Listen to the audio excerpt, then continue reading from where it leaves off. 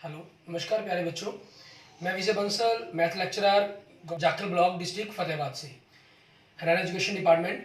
आज हम अपनी मैथ की क्लास के अंदर कुछ सीखेंगे। हाँ जी, आज जो हम स्टार्ट करेंगे हमारी स्टूडेंट असेसमेंट टेस्ट जो दिसंबर 2021 हुआ क्लास 9th का मैथमेटिक्स का, उसके आंसर की के बारे में हम बात करेंगे। इसमें पहला फर्स्ट क्वेश्चन देखिए, मूल बिंदु के निर्देशन द कोऑर्डिनेट द ओरिजिन, आपके पास 0 0। एंड नेक्स्ट क्वेश्चन, निम्नलिखित में से किस कोण को प्रकार की सहायता से नहीं बनाया का से निर्माण संभव नहीं है। मैं which of the following angle is not possible to construct with the help of compass. 70 degree को हम नहीं बना सकते हैं। दो वृत्त समांसम होते हैं यदि उनकी डैश बराबर हो। Two circles are congruent if their dash are equals, उनकी त्रिज्याएं मतलब रेडियस अगर इनकी इक्वल्स हो। एंड नेक्स्ट क्वेश्चन आपके पास, बिंदु -3 5 में भुज का मान क्या होगा। जो भुज है मीन्स एब्सिशा है, जो उसको एक्स को बोलते हैं, जो फर्स्ट मान होता है, ये कितना है -3। तो इस क्वेश्चन का आंसर क्या बन जाएगा, -3। एंड नेक्स्ट क्वेश्चन देखेंगे आपके पास, क्वेश्चन नंबर 5। इसमें क्या कह रहा है, संपूर्ण वृत्त की लंबाई को उसकी डैश कहा जाता है। The length of the complete circle is called, उसको हम क्या बोलते हैं, परिधि मतलब सरकमफ्रेंस कहते हैं। और नेक्स्ट 6th क्वेश्चन आपके पास, यदि किसी बिंदु की कोटि मतलब y का मान 8 हो तो वह बिंदु y अक्ष पर स्थित है। तो बिंदु है, अगर वो कोटि 8 मतलब y का मान 8 है और y अक्ष पर हो तो x का मान क्या होगा 0, और y का मान इन्होंने 8 का है तो निर्देशांक क्या बनेंगे 0 8 बनेंगे। नेक्स्ट 7th क्वेश्चन, वृत्त का केंद्र वृत्त के डैश में स्थित होता है। The centre of circle lies in dash of circle, interior अभ्यंतर के अंदर होता है, उसके अंदर की तरफ होता है। एंड नेक्स्ट 8th क्वेश्चन, एक समकोण त्रिभुज के दो कोण समान माप के हैं। एक समकोण त्रिभुज के दो कोण समान माप के हैं तो त्रिभुज के तीनों कोण कितने होंगे। एक कोण 90 डिग्री का होता है समकोण त्रिभुज के अंदर हमारे पास, और बाकी दोनों कोण बराबर हैं, तो इट मीन त्रिभुज के तीनों कोणों का जोड़ 180 डिग्री होता है, तो बाकी दो कोण क्या होंगे 45 डिग्री के होंगे।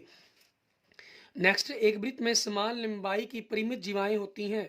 ए circle has finite number of equal chords, जो इक्वल कोड्स हैं कहता है वो आपके पास फाइनेट होते हैं हमारे पास, ठीक है। फाइनेट मतलब निश्चित होंगे, परिमित होंगे, असत्य, ठीक है। ये आपके पास इनफाइनेट्स होते हैं क्योंकि इनफाइनेट्स पॉइंट्स बन जाते हैं, तो उनके दो दो पॉइंट्स के पेयर से आपके पास इक्वल कोड्स हम जितनी चाहें उतनी बना सकते हैं। जैसे मान लीजिए हमने एक सर्कल ड्रॉ किया, आपने इन दो पॉइंट्स को मिलाया, इन दो पॉइंट्स को मिलाया, इन दो पॉइंट से हम उतनी ही लंबाई की कोड्स मिला रहे हैं चाहे, ठीक है। ये हम जितनी देख पा रहे हैं ये देख सकते हैं आप, ठीक है। इनकी कोई लिमिट्स नहीं है। अभी तो जो हम पॉइंट्स जिन पर नहीं बना पाए वो और हो जाएंगी, इनफाइनेट्स होती हैं ये। नेक्स्ट, किस चतुर्थांश में या किस अक्ष पर बिंदु डैश स्थित है। आपके पास पहला मान देखिए, इसमें हमारे पास क्या होता है, x plus Y plus X minus Y plus, ठीक है, और x minus Y minus X plus Y minus, ये बनता है पहला माइनस का दूसरा प्लस का, तो ये कौन से चतुर्थांश में बनेगा दूसरे में। और x प्लस का y माइनस का, तो ये कौन से में बनेगा चौथे में। x माइनस 1 लेकिन y 0 आ गया, y का मान 0, ये किस पर होगा x अक्ष पर होगा, x एक्सिस पर होगा आपके पास। फोर्थ क्वाड्रेंट मीन्स आपके पास हम कहें ये किसी क्वाड्रेंट के ऊपर नहीं गया ना, सेकंड ना थर्ड के अंदर, ये एक्स एक्सिस पर आ जाएगा। ये पॉइंट आपका सेकंड क्वाड्रेंट में, ये फोर्थ क्वाड्रेंट में, ये एक्स एक्सिस पर, दोनों माइनस के, इट मीन्स तीसरे चतुर्थांश के अंदर, मीन्स थर्ड क्वाड्रेंट के अंदर आपके पास, ठीक है, ये हो जाएगा। नेक्स्ट, प्रकार की सहायता से अधिक कोण की रचना करनी है। अधिक कोण मतलब 90 डिग्री से बड़ा कोण बनाना है। यहाँ इन्होंने कुछ नहीं कहा कि कितना कोण बनाए कितना ना बनाए, आपकी मर्जी, जो आप कोण बनाना चाहेंगे वो आपके पास ठीक होगा 90 से बड़ा। आपने एक प्रकार लाइन खींची, यहाँ प्रकार लगाएंगे 60 60 120 की तरह होगी हमारे पास।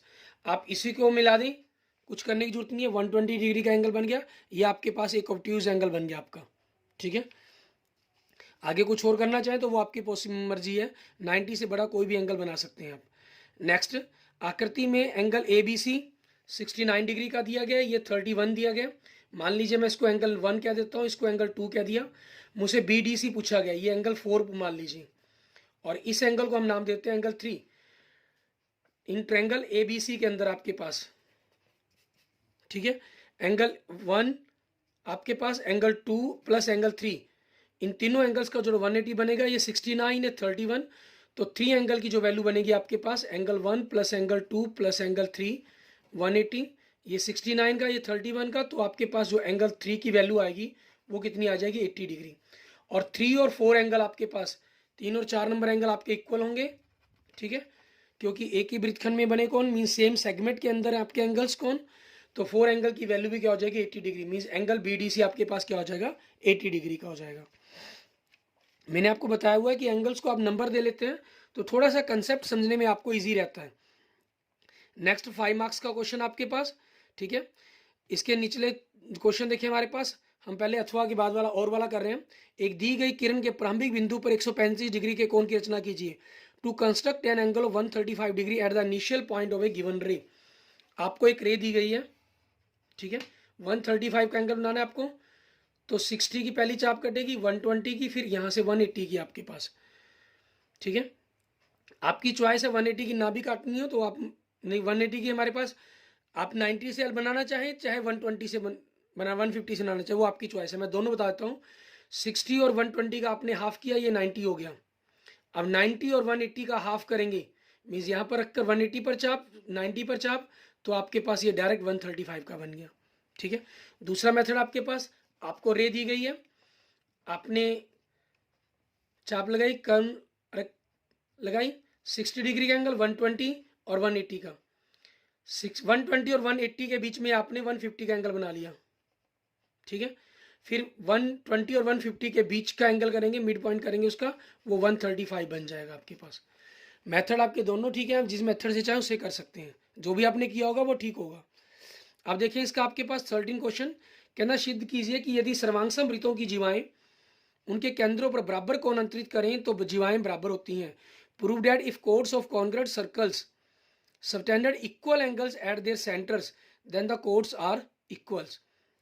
यहाँ में ध्यान रखना है, सर्वांगसम वृत्त मीन्स दो अलग अलग सर्कल हैं आपके पास, ठीक है, कि जीवाएं उनके केंद्रों पर बराबर कोण बनाएंगी आपके पास, तो हमें सिद्ध करना है कि वो जीवाएं आपस में बराबर होंगी आपकी।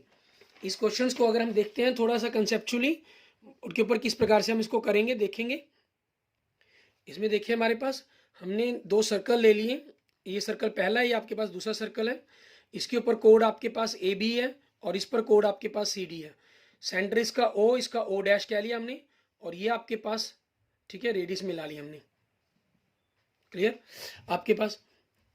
अब दो की कॉन्ग्रुएंट है तो आपके पास जो रेडियस है वो सारी बराबर हो जाएंगी, और साथ में जो ये कोण दिया गया angle 1 is equal to angle 2, तो आपने triangle AOB and triangle CO-D ली।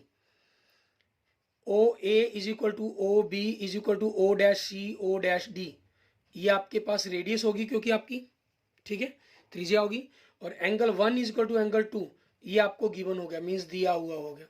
तो दोनों ट्रायंगल आपकी क्या हो जाएंगी, कॉन्ग्रुएंट्स होगी, दो साइड्स के बीच के रूल से, मीन्स SAS रूल अप्लाई हो गया यहाँ पर आपके पास, ठीक है। और अप्लाई होने के कारण हम कुछ भी लिख सकते हैं बाय CPCT, ठीक है। अब बाय CPCT हम क्या लिख देंगे, AB is equal to CD आपके पास, रीजन हो जाएगा CPCT, मीन्स सर्वांगसम त्रिभुजों के संगत भाग, corresponding parts of the congruent triangle. Clear, okay, thank you friends, thank you students. आप देख सकते हैं कि पेपर बड़ा ही इजी था, हमने लगभग 8-9 मिनट के अंदर अपने पेपर को भी सॉल्व कर दिया। तो इतनी ही देर आपको लगनी थी, मीन्स मैक्सिमम 15 मिनट के अंदर आप एज ए स्टूडेंट्स 15-20 मिनट में क्वेश्चन पेपर सॉल्व हो जाना था, और मैं उम्मीद करता हूं कि आप सभी के 20/20 मार्क्स ही आए होंगे, ठीक है, आएंगे। Clear, okay, thank you friends, thank you students. अगर आपको वीडियो अच्छी लगी तो इसको लाइक करें, अपने दोस्तों मित्रों से इसको जरूर शेयर करें।